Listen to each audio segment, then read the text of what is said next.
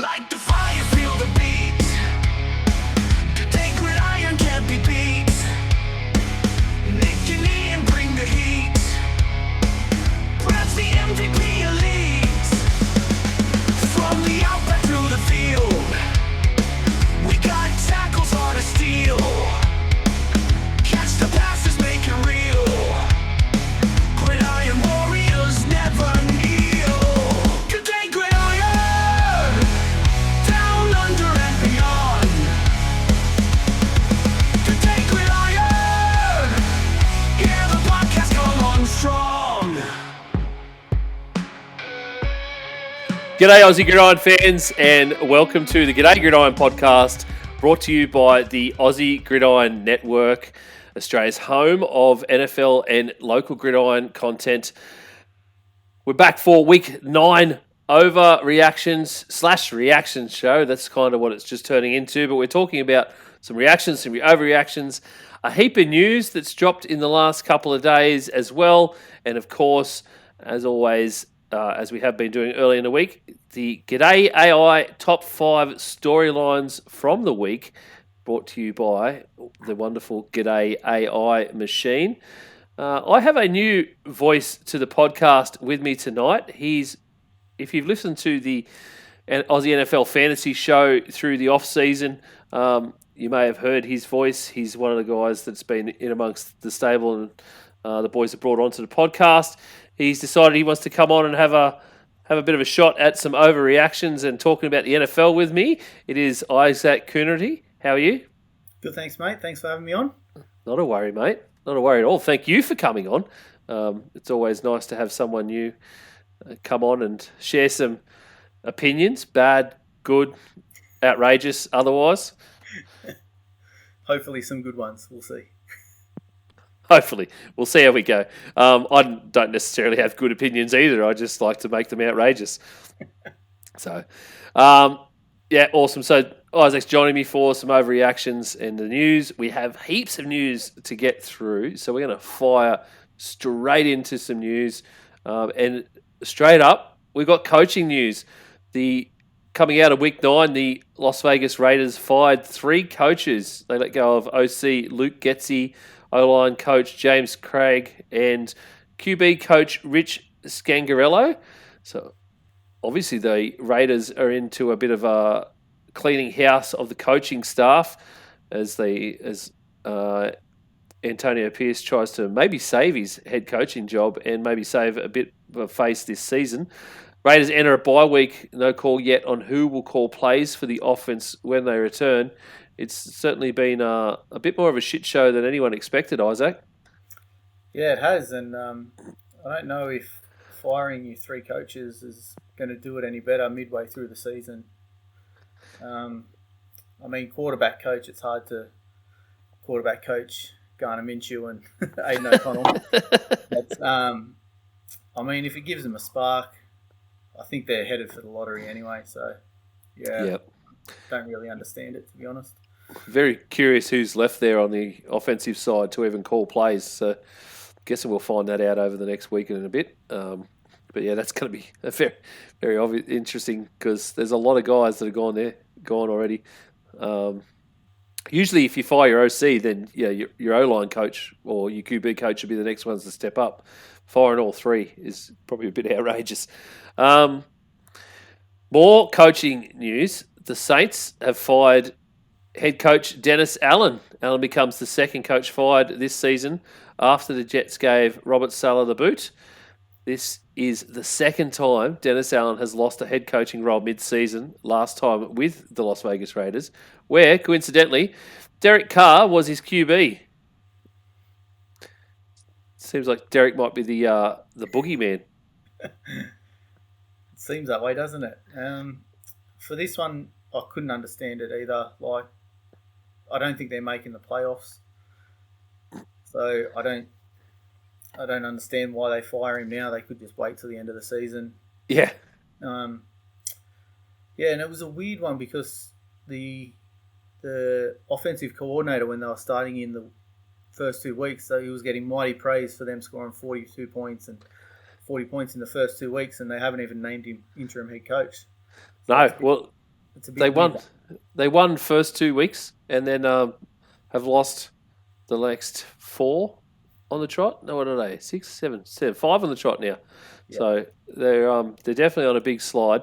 Special teams coach, yeah, as you said, special teams coach Darren Rizzi was actually announced interim head coach. Pretty obvious with the special teams coach though. They always talk to the entire team and have to have something to do with the entire team through the year. Here's what he had to say when asked about fans wanting to give up on the team. Listen, they should be pissed off. I'm pissed off. The fans should be pissed off. The people in New Orleans, the people of Louisiana, no one should be happy. And I think this city deserves a winner. They know what winning football looks like. And, it's our job to bring that back. And my message is this. Here's what I can't promise a lot. I can promise passion. I can promise fight. And I can tell you that team's going to go out there every Sunday. And that's going to be clear that we're going to have a team that's full of passion and a team that's full of fighters. That I can promise you. Now, the football's got to get better.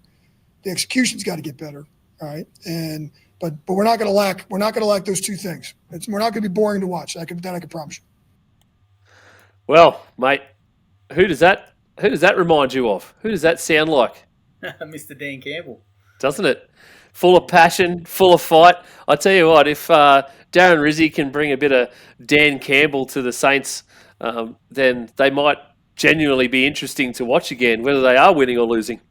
Yeah, well, it'll be good. It'll be good to see. I mean, as he said, New Orleans is a powerful city in the US, and it'd be good for them to have a good football team again. So yeah, it'll be interesting to watch. Yeah, it will be. It'll be very interesting to see what he does with Derek Carr, to be honest, what Derek Carr's future is from here on out. He's a bit of a kingslayer at this point when it comes to head coaches. And, they've got Spencer Rattler there. He hasn't lit anything up yet, but the kid does have a lot of promise. So it'd be interesting to see whether they go with him or maybe another option. Maybe they dip in at the trade deadline here and try and pick someone up. Yeah, well, they might you probably look at Justin Fields or someone who's not getting a start, who should be starting over there if you want to change your QB. Yeah, there's probably a few other guys out there too, which would be pretty outrageous to get as well. There's a few guys floating out in the world there still thinking that they can be starting quarterbacks. So we'll see what goes. Speaking of starting quarterbacks, Cowboys QB Dak Prescott is expected to miss multiple weeks with a hamstring injury. This means Cooper Rush or Trey Lance will have to start against the Eagles, Texans, and possibly Commanders. The Cowboys, who are currently 3-5, are staring down what could be the end to their season. Brad is going to be devastated. That's all I can say, Isaac. Yes, I'm sorry, Brad, but if I was a coach, I'd be looking at Trey Lance. Just throw him in there, see what he can do. I mean, we know if it's going downhill, you've got Cooper Rush there to chuck back in. But if I'd be looking at Trey Lance just to give them a spark and do something. Yeah, well, it's probably only upside from here too. We saw also in that game, CD Lamb had a bit of an injury to a shoulder. I think it might have been rotacuff or something like that as well. So that's going to be interesting to see how that washes out this week as well. Imagine being without QB and wide receiver one. That's a pretty big shit show at 3-5. Well, do you start looking at maybe just tanking it a little bit to get a better draft pick? I don't know. Just moving some guys. I can't imagine. I can't fathom how Mike McCarthy is still there, and I can't imagine that he's there for much longer if they can't figure out how to get something moving here. But they have already said that Dak is definitely out for the game against the Eagles. That's a big game for them to be out, especially considering division stuff. Yeah, and what a tough slate it is to come in at the Eagles, Texans, and Commanders. Yeah. I mean, they've all been playing reasonably well. It'll be tough to come in and try and get something moving against those three teams. Yeah, sure will be. A little bit of movement coming up to the trade deadline. Not much has been going on. Just a little bit. The Broncos are trading pass rusher Baron Browning to the Cardinals for a late round draft pick. The fourth-year defender has had a pretty quiet start to 2024 with only 5 total tackles and no sacks in only 5 starts this year. He certainly had a few more last year. Some depth for the Cardinals, who currently sit atop the NFC West at 5-4 in what is a very hotly contested division. Not much to talk about with this, mate. He really is only a depth player. I think he's sitting at about third in their left defensive ends right now. Yeah, I wouldn't even know who Baron Browning is. No, I had to search too, to be honest. But that's all that's really moved in terms of trade deadline stuff at the moment. There is some talk of some pretty big movements, though, over the next little bit as we're recording this. You'll probably be hearing this as this comes out probably early morning, tomorrow morning anyway. By then, trade deadline will have gone off. And if there's anything fun and interesting in that, probably see some reactions from me, maybe me and someone else later tomorrow. So depends on what goes on, I guess. Hopefully something interesting for a few of these teams, that's for sure. 49ers have officially opened the 21-day practice window for Christian McCaffrey to return. This means he has 3 weeks to prove he's healthy enough to be elevated to the 53-man roster. 49ers sit third in that NFC West division at 4-4 and are away to the Bucs this coming week, home against Seattle, and then meet the Packers in Lambeau.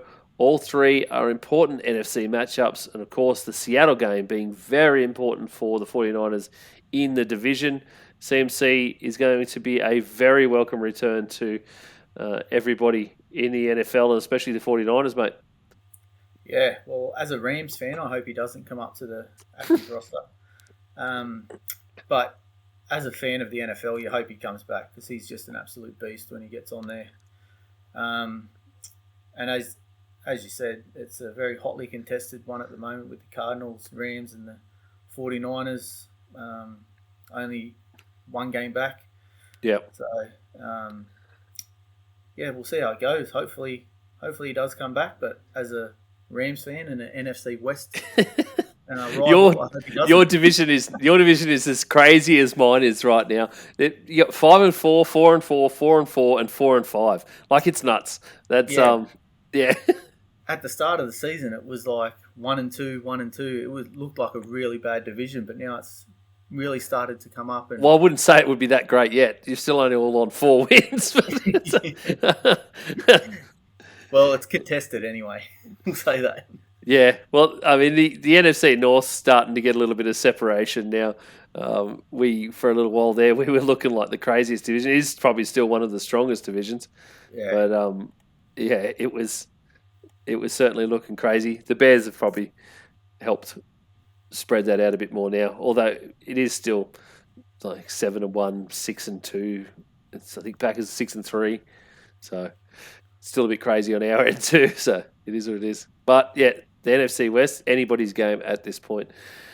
All right, one last bit of news, and it's a flex for Week 11. NFL has flexed the Week 11 game between the Colts and the Jets out of Sunday Night Football and flexed in the Chargers and the Bengals match. Thank God we don't have to watch the Jets on another Sunday night or Monday night or Thursday night game, mate. Oh, what, we can't see Aaron Rodgers sook on camera anymore? Oh, these Jets and these Island games this year, it would have been great if they were a really good team, but I mean, who would have thought that in 2024 we had to flex out Joe Flacco and Aaron Rodgers? Yeah, Joe Flacco, Aaron Rodgers. It's the 40-year-old bowl. That's what's going. And they've even put them on at like 1 p.m. now. So, afternoon game for the old men. Yeah, well, they need to get to bed early. Yeah, you can't have them out that late anymore. Chargers-Bengals will certainly be a lot better matchup. That should be a lot more exciting, no matter which way it goes. QB match up there too. Yeah, definitely. Burrow and Herbert, they've been playing really well this season, so it'll be a good one to watch. Yep. All right. Let's get on to the overreactions. And to start overreactions today, we've got, we call it overreactions, but it really has morphed into a reaction/overreactions of just week 9. We've got a bit of a Dan Campbell drop to start this week. But I know this. I'm not shocked one bit that we came out here and played pretty good football out in the elements. That we're built for this, man. And it doesn't matter. And just because we play indoors, it doesn't matter. I mean, we can play anywhere. We can play in the snow, we can play in the rain, we can play in the mud. That's just us, and we're built to win. Yep, we're built for this, Miriam. The Lions, mate. I mean, number one off the top was the reaction from this week. The Lions go to 7-1. The Lions have to be the best team in the NFL at this point in time. Screw the Kansas City Chiefs at your 8-0. Yeah, I agree. They're just loaded all over the board. Offense, defense, special teams. Where do you go to try and stop them? Really, they're good in the run. They're good in the pass, and they're good on kick returns. It's hard to beat them. Yeah, it is. It is hard to beat them, and it's just it's going to be hard to beat them. And I wonder. Yeah, I saw some people saying today that the matchup, the Packers Lions matchup, was going to be possibly the matchup that we'll see for the NFC Championship at the end of the year. I'm a bit iffy on that because I certainly don't agree with the Packers side in that, because the next one is basically, I think the Packers are the most overrated team in the NFL now. Overreacting. To get us somewhere, yes or no, mate? What do you reckon? Most overrated?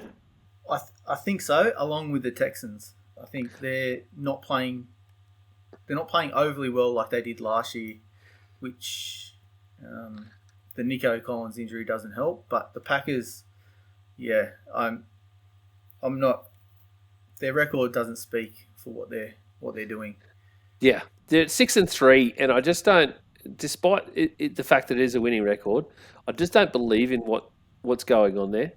I don't think they don't have an out-and-out receiver, well, like a wide receiver one. It's a lot of share around. You don't know who's going to do what, or if anything, and they don't have a lot of yards to say on the total either.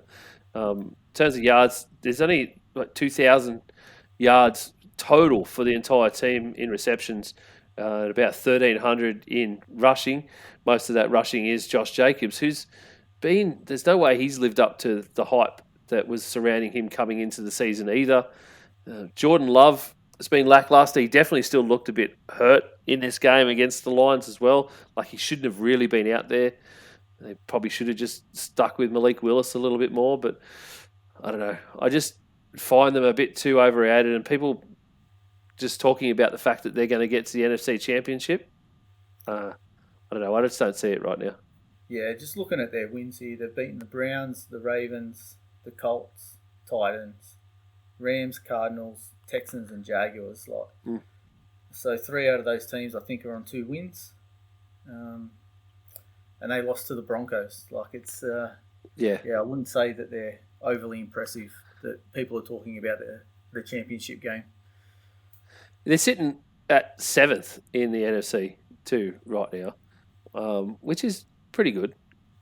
But there are some teams that are definitely above them that are in the NFC that are a bit better, and there's probably a few teams in the AFC that I'd put up there above them as well.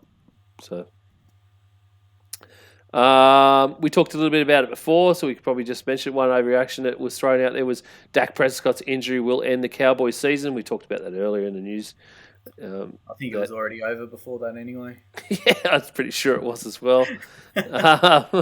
Pretty sure it definitely was. The Broncos aren't a playoff team in 2024. I think this is a bit more of just a reaction rather than overreaction. Coming into the game on the weekend against the Ravens, everyone was raving about their defense and just how high up they were, and I think they were top 5 in defense in the league, and then they just go and get shown up against the Ravens, which is obvious because a top offense will always be better than a top defense. Yeah, 100%. Again, just looking at their wins that they've got, they've only got one really significant win this year against the Buccaneers. The rest of the Jets, Raiders, Panthers, and Saints. So, I mean, to call them a playoff team, I'm not too sure about that. Yeah, it's currently sitting top 6 in defense, but they are bottom third for offense. So, yeah, I wouldn't call them. I do recall someone at the start of the season saying they won't win a game, and I did say that. we've Yeah. got 5.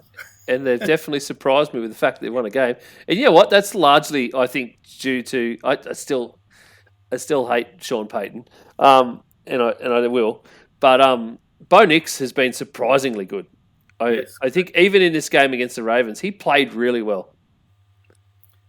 Yeah, he has been good, and Sutton has been good for him too Yep. this season. In previous seasons he hasn't been as good, but this season he's kind of showed up a little bit. So Don't say that too loud. Matty will be jumping in here. I know, and Taylor will be all over it as well. Yeah, he will be. Lamar Jackson, MVP for the first half of the season? Yeah, I believe so. I think there's probably 3 contenders up there for myself. I don't want to foreskin a bit with some of the names, but I've got Goff up there as well. And there's one we might mention a bit later. But I've also got a little bit of a smoky, which may be Jaden Daniels, what he's doing out in Washington. I mean, they were tipped to not be anywhere near as good, and they're now, I think they're winning their division, I think. Who's that? The Commanders. The Commanders? Yeah, they're on top of their division at the Yes, moment. they are. Yep. So no one's seen that coming. There was high hopes for him, but I didn't think anyone's hopes were this high. A bit like CJ Stroud last year. Yeah, for sure. It's not often when a rookie wins MVP. That's for sure. It takes a pretty special kind of person to win that. That's for sure. Yeah, and I don't think he will, but it's just one to keep an eye on as well because, yeah, as we know, it's not going to another skill position other than quarterback, and he's been one of the best this season. So. Yeah, righto. Well, Derrick Henry, a bit of a reaction, not even an overreaction. Derrick Henry will absolutely break records this season, is my tip. He's currently sitting at 1,000 yards rushing. We're in week 9. So we have a lot of the season left to play. The Ravens definitely look like they're going to be a playoff team now, but with 1,000 yards rushing already, you would have to think he's going to get to that 2,000 mark by the end of the season because he seems to just be going better and better and better every week. Another 106 yards on the ground this week against the Broncos.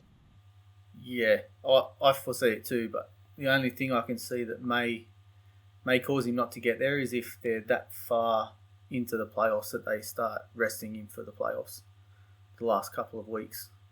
Yep.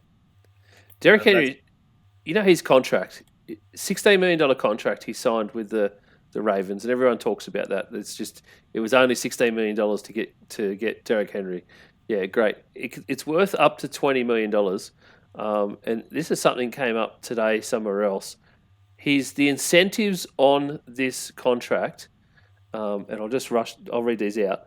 So he has $500,000 for 1,200 rush yards, $500,000 for 1,500 rush yards, $500,000 for 13 total TDs, $500,000 for 15 total TDs, and another $500,000 for 1,000 rush yards plus Super Bowl win. So he has already hit the TD target. He's going to go over the first rush yards target this week for sure. Yeah. He may, and we're only in week 9. And he's already hit half of his last one, which is the 1,000 plus Super Bowl win. So, the guy is going to get every bit of that $20 million in that contract. And we're in week 9. He's going to do that in the regular season. And all that will be left to achieve will be the Super Bowl win. Yeah, good on him too, because they were saying at the start of the season, they were showing that when he goes to the Ravens, that Lamar's going to take his rushing yards. Yeah. And look at that, he's probably going to get over 2,000 rushing yards. There's people we know of, especially in fantasy realms, hint Matty, who were basically saying that it was just a wash Derrick Henry and what are you going to give for him and why are you doing that? And that's silly. He wasn't necessarily saying the contract with the Ravens was silly. It was the thought pattern of people drafting Derrick Henry high in fantasy leagues was just insane. But look at Derrick Henry now. This is Derrick Henry from 2-3 years ago, not the one we saw last season with the Titans. Yes, that's right. Yeah. He's got a offensive line that can actually protect him, get him in the gaps. Yeah. So, yeah. Yeah, it's nuts. Those incentives blew me away. When I heard that today on a show this morning, I was just like, holy shit, this dude is just going to completely keep smashing this league now. And I think the Ravens they keep feeding him too. No problem with it. And what an incentive, though. Oh, here's $500,000 to do your job that we paid you to do. All right, no worries. Here's $500,000 to get 13 TDs. No worries, I'll do that by week 9. Like, it's just... He's got two more to get another $500,000. Easily. All right, couple of mailbag overreactions. We only got 2. If you want to participate in some mailbag overreactions, Isaac sent me some in weeks gone by as well. You can do that on our socials, which you can find at the AGN Mothership. That is linktree/Aussie Gridiron Network, where you'll find the links to all of our socials, all of the Aussie NFL fantasy socials, all of Manjot's stuff on Instagram and YouTube, where he does Aussie Gridiron Today. And you will find links to our merch store as well, where you can find some awesome Aussie Gridiron Network merch, which is always up there, especially some pretty cool Gday Gridiron designs. So get in contact with us each week on Instagram or Facebook and hit us up with your overreactions, and then we can read them out and have a bit of reaction to them. These are some pretty funny ones. First up, mate, at Kev the Croc Hunter, a name we know well. Has anyone built a time machine yet? Can we go back in time and give Ben Johnson the job he allegedly wanted? Matt Eberflus has to go. Overreacting. Proper reaction. Stan, proper reaction. So bring in Fran. Stop overreacting. The Bears have gone. Can you believe this? I've been a big proponent of Matt Eberflus out. Since the start of the season, I was saying it to Kev early in the season that they should have just punted him to start with and then just had someone else choose the number 1 overall pick, really. It still would have been Caleb Williams. We all know that now anyway, because that's the way it would have gone. No one foresaw what Jaden Daniels was really going to be like. But there should have just been a whole new coaching regime here, because they were going to screw up another kid, and Jesus Christ, they're doing the same thing again. More nuts stuff that I heard today. If they get rid of Eberflus, that will be, for Caleb Williams, that will be the 3rd different offensive scheme in 3 years, including college. And they've done that to the last 2 quarterbacks that they've drafted, 2 young guys that they've drafted. Same situation. 3 in 3 years. So looking good. And especially since the Bears have now gone 0-18 on the road in Sunday games under Matt Eberflus. 0-18. Yeah. Haven't won an away game on a Sunday. It's not looking good for him. I mean, I think Kev goes back there and says to give Ben Johnson the job that he wants. I mean, I think Eberflus is a defense guy, right? He's not an offensive coach. More of, yeah. Their defense is pretty good. So, who's their offensive coordinators? I mean, to know that, like, that might be the issue, not Eberflus, because he's looking after the defense. Yep. So, it could be. I mean, it's hard to keep a good offensive coordinator when you're a defensive head coach. That's just how it is, because they always keep getting picked up in offensive leagues, especially if you seem to be good with quarterbacks. The Bears, amazingly, just, I don't know, keep screwing it up. But there's plenty of, yeah, I mean, Kev mentions Ben Johnson because allegedly Ben Johnson was the other one that they were considering for the job earlier in the season, and that Ben Johnson wanted the job, but they decided to stick with Matt Eberflus, gave him a contract extension, etc., all that sort of stuff. But it's now looking like if they go worse than 4-4 where they are now, there's no way this guy keeps his job. I just can't see it. It's ineptitude. At this point, they were, and Kev was banging on about it on the weekend too, they started the game with their last 2 starting offensive linemen were down to 1 during the game. Still kept Caleb Williams in despite the fact that they were down like 20 points with minutes to go. And then within the last minute or so, he ends up coming up with with a sore ankle, like he was limping on an ankle. So why is the kid still in at that point? There's no way you were winning a game, and you haven't got anyone to protect him. So you're just asking for trouble in this league these days. Yeah, that's right. And Shane Waldron is the offensive coordinator there at the Bears. And I watched the Hard Knocks with the Chicago Bears over the offseason, and Eberflus just didn't look like he had the assertiveness of a head coach. He looked like he was just pandering to Caleb's needs the whole time. It didn't look like he was actually coaching him. But that's again on the offensive side of the ball when he's a defensive guy. But I don't see him lasting the full season if they start to struggle now. All right, the second one of our mailbag reactions that came in this week. At NFC number 1 fan. Great name. Cardinals make the playoffs. 49ers don't.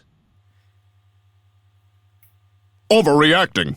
Overreacting. It's a big call to say that the San Francisco 49ers don't make the playoffs, but they certainly haven't shown over the last 7 weeks, that they are a team that has got it together to really make the playoffs at all, which is a massive, massive surprise.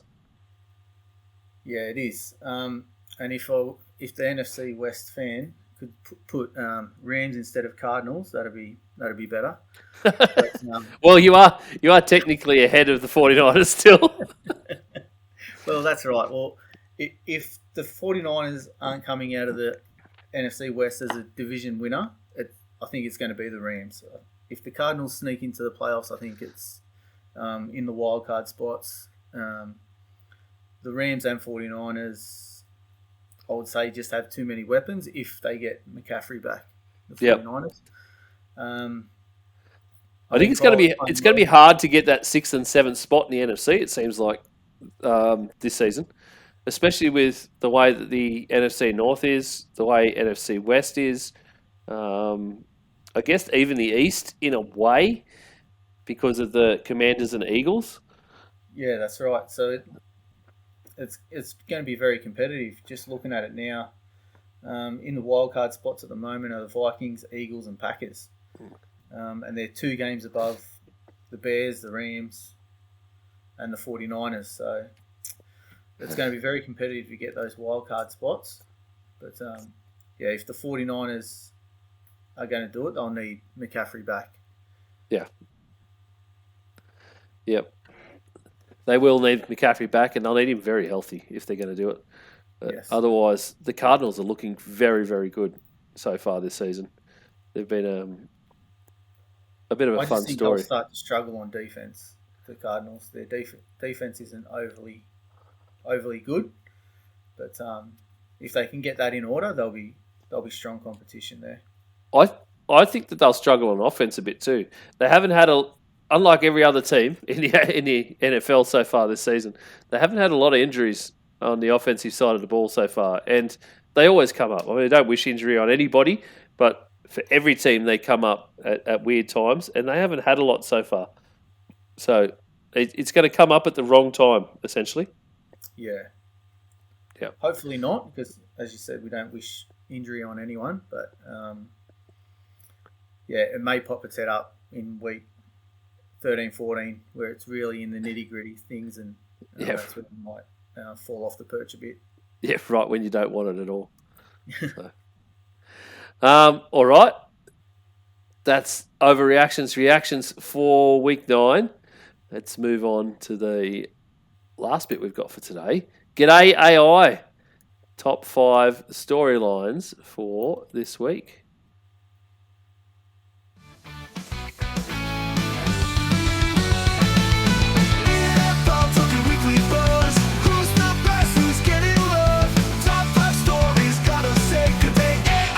Let's start the day. All right, it is Gday AI, where we go through the top 5 storylines for the week according to AI. What's it thrown up for us this week? First off the rank, Dolphins playoff hopes hang in the balance. The Miami Dolphins faced a critical matchup against the Buffalo Bills in Week 9, needing a win to keep their playoff aspirations alive. But after another disappointing loss, going down 30-27 to the Bills, they now sit at 2-6 and are a game behind the Jets after they broke their own losing streak this week. With a string of teams either fighting for the 7th seed in the AFC or a race to the bottom of the NFL, the Dolphins' season hangs in the balance going into a matchup next week against none other than your LA Rams, mate. Yeah, and I mean, if they're going to start to make a playoff push, it's got to start this week against the Rams, who are very beatable at the moment. Tua back helps, obviously, and they looked more competitive against the Bills. So it'll be an interesting one this week. But then after that, after us, they've got the Raiders and Patriots, which could get them on a bit of a run. But yeah, I think the winning's got to start this week, though. Strange how much better they look just with Tua back, isn't it? It is. And everyone was throwing him last year saying he's no good, or not no good, he's just a system guy, and it's Tyreek and it's all the running backs. And then all of a sudden he goes down injured and they stink. Yeah. It also shows you that the Dolphins should have invested way more in a backup quarterback as well. Yeah. They let some guys go from that team that probably should have still been there, to be honest. Yeah, they probably would have been in a bit better spot, maybe. All right, second up for this week, Josh Allen's MVP campaign. We talked about Lamar Jackson earlier, but Buffalo Bills quarterback Josh Allen continues to solidify his status as an MVP candidate with impressive performances throughout the season. After leading his team to a convincing victory over the Seattle Seahawks, Allen further solidified his MVP credentials with another strong performance this week, going 25 of 39 for 235 yards and 3 touchdowns. Allen sits atop the MVP odds table with Lamar Jackson at plus 300 in the American terms, whilst Mahomes and Goff come in behind at plus 700, more than double. Yeah, so as I mentioned before, I think you've got the 3 contenders. I don't think Mahomes is playing that well to say he's up there for MVP.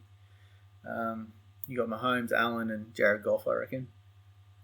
The only way Mahomes gets MVP votes is on the name, basically. And it's because a lot of MVP voters and all the voters that do all those awards votings I'm convinced, and I'm sure a lot of other people are convinced too, that a lot of them don't know what they're talking about and they just go for the popular vote all the time.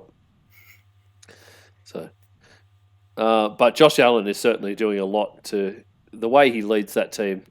He puts on his back, and he's had a much better season, I would say, than he has in previous seasons. There's a lot less heroics, that's for sure. Well, yeah, and he does now in Amari Cooper, but for the first 6 or 7 weeks, he didn't have an out-and-out wide receiver 1 either. Yeah. So he's been doing it the hard way. Really? Yeah, the hard way. Yeah, pretty much the hard way. All right, NFC North showdown. The Lions-Packers, we talked about it a little bit before. Clash between the Detroit Lions and Green Bay Packers was billed as an important matchup this week, but with both teams vying for supremacy in the NFC North and a spot in the playoffs in a very hotly contested NFC conference.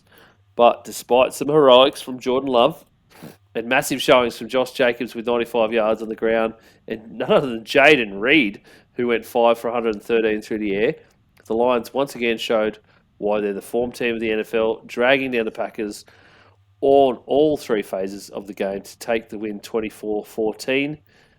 We've talked a bit about this earlier, mate. We don't need to touch on it too much more. AI just chucking that out at us. Special teams playmaking, critical for success. As teams gear up for crucial matchups down the stretch, special teams play has become increasingly important. Games are often decided by field position, and special teams contributions, such as punt returns or successful field goals. Kickers have had an incredible year so far, Isaac. Steelers' Chris Boswell and Commanders' Austin Seibert have very impactful seasons for their teams, often winning their matchups because of their consistency. We saw that with Seibert for the Commanders earlier in the season, where he won a game for them. He was the only point scorer for the entire game, and it wasn't just like a 3-point game either.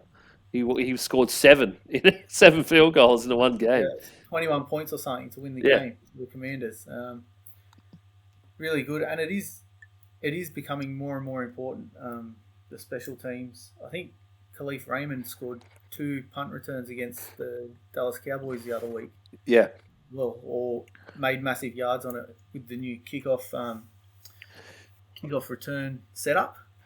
So yeah, it's becoming more and more important, and the kickers are becoming better, and it's very, you kind of disbelieve it when they miss one from 50 yards out. It is hard to kick The kickers are becoming nuts, isn't it? I mean, I was talking today with Taylor about the fact that Harrison Butker doesn't miss anything from 40. And it was just the Chiefs never kick unless he's inside that sort of 50 to 40 range.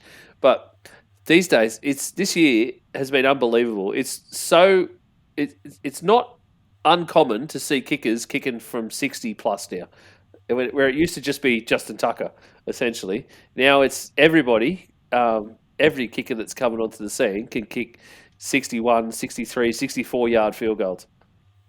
That's right, and if you're not consistently kicking them in between, like from 50 or, inside the 50, you're getting cut the next day. They'll bring in someone else, and it's just so important.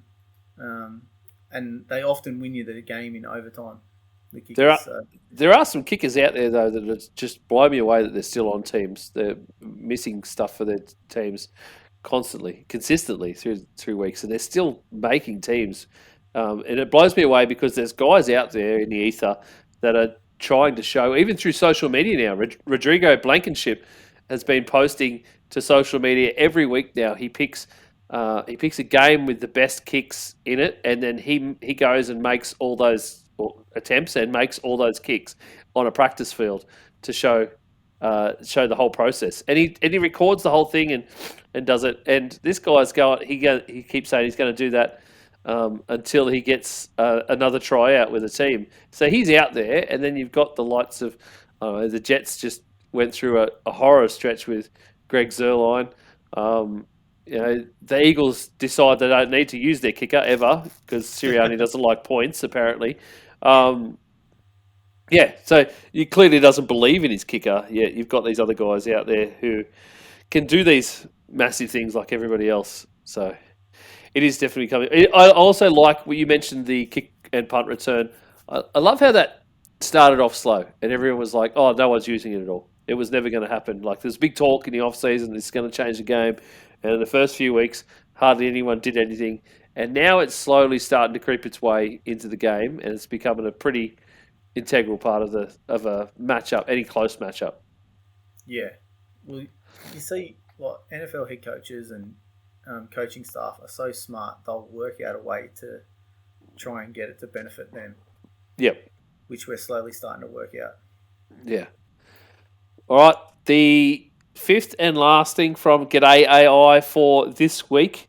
This was a really interesting one, actually, that came up, and I had to add a little bit more to it just to sort of give us some more. 9 teams now on 2 wins heading into Week 10 and the trade deadline. Heading into Week 10, 9 teams across the NFL have only got 2 wins and are big candidates to be sellers at this week's trade deadline. The Titans and Dolphins at 2 and 6. The Browns, Jags, Raiders, Patriots, Panthers, Saints, and Giants all sit at 2 and 7. Yeah, I think if you're at 2 and 7 or 2 and 6. Like I said before, with the Dolphins, you've got to start winning now, and they're the only team in those teams that I can see that will start winning right now. Yeah, you got to. The other teams have got to start looking at their assets and finding what they can do to, I think, just get more draft picks for next year and see how they can turn it around. You got to strip it down. basically. Yeah. The Saints were one we talked about earlier after firing Dennis Allen. A lot of experts out there in the world have said for the last few seasons that the Saints needed to strip that thing down to the studs, and they constantly resisted against it with Dennis Allen. But now it'll be interesting to see whether they do just go ahead and do that after firing him this week. Yeah, well, their only real... So what could you sell from the Saints to get something in return? I don't know. I mean, Other than their defense. You're looking at anything that might get you maybe third, fourth round picks, I guess. There'd be a few guys on defense. I don't know. Move Chris Olave. He's so injury prone, though. Like, you're not going to get too much for him. Or who knows? Well, yeah, we don't know what's going to happen with him this week now too, with the hit that he took on Monday. He could be out for a few weeks. You might be able to get a late second or a third rounder for Khalil Shakir, maybe. He looks like he's going to be pretty good under the right circumstances. But again, injury prone as well. Start of the season, I mean, we thought for sure Panthers and Patriots would be fighting for number 1 overall pick, and it's going to be wild that the Panthers will go for the second year, earning that number 1 overall pick, the last in the entire league. It's also wild that 2 of these teams are playing in Germany this week as well. Germany? Is it Germany? Yes. No. Yeah, Germany. Is it Giants Panthers or something? Yeah, Panthers and Giants this week in Germany. Oh, wow. That's just... Yeah, you've probably seen the tweet that's gone around that said Panthers Giants in Germany. What did Germany ever do to us? And the tweet and the reply underneath was, you know what they did. It's just hilarious that there's no way they could. I mean, that's the game that they picked. And the NFL picked that game. I don't know why. They're not even hugely popular teams in Germany.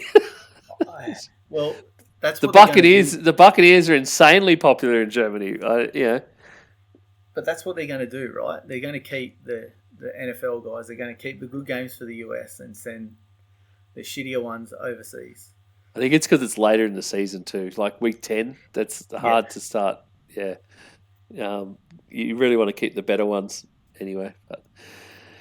All right, well that's the storylines for this week from Gday AI, and that's about all we've got for today too, mate. It's been a pretty news-filled show. How have you found it, mate? Not too stressful. Not too stressful at all. Stuttering my words there a few times, but we'll be right. No, nothing. Get more consistent. Mate, I talk shit. I dribble shit here every week, multiple times a week. It just is what it is. Nick and Brad will tell you they don't do much better either. So I just cut out most of the crap. That's all it is. Yeah, it's been good, mate. It's been great having you on. Thank you very much for coming on. No worries. Thanks for having me. I hope I haven't scared you too much and you might want to come back in the future. Yeah, if you want me back on, I'm more than happy to come back on. Righto. As I said, reactions, overreactions every week. You can hit us up on the socials at the AGN Mothership Linktree /Aussie Gridiron Network for all the links to the socials. And apart from that, you will hear my voice along with Brad and Nick's on Saturday for some Week 10 previews where we go through 4 more games for the week, as well as recap and go through our bloody best bets for the week. I tell you right now, we're on a high. We are another 25% up for the week on our betting. So we are doing bloody well and maybe getting closer and closer to a full-on betting podcast the way we are going. Apart from that, thank you very much for joining us on behalf of myself and Isaac. And thank you, Isaac, for joining us. Bye for now, and we'll see you on Saturday.